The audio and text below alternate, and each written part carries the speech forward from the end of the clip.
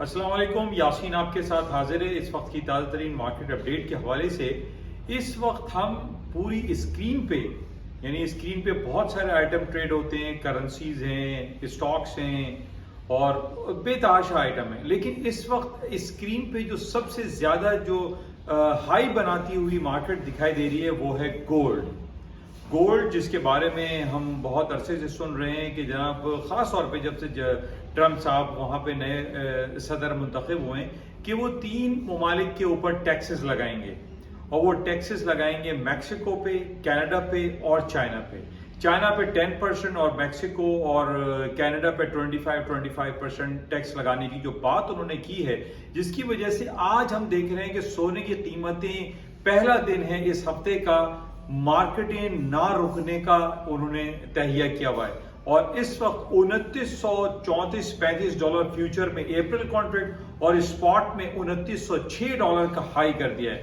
اب اس ہائی بنانے کے پیچھے کیا عوامل کار فرما ہیں، کیا کچھ ہو سکتا ہے؟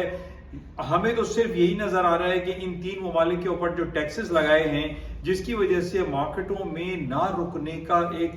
سلسلہ شروع ہوا ہے۔ لیکن بہرحال ہم دوسرے آئٹم کو جب دیکھتے ہیں، کرنسی آئٹم یا اسٹاکس آئٹم دیکھتے ہیں، تو اسٹاکس میں کمپیریٹیولی اتنی زیادہ تیزی ہے، لیکن یہ کہ وہ تیزی دکھائی نہیں دے رہی جو سونے کی قیمتوں میں تیزی دکھائی دے رہی ہے۔ لیکن بہرحال اس کو ہم دیکھتے ہیں کہ کہاں تک یہ جاتا ہے، کہاں پہ جا کے یہ رکے گا،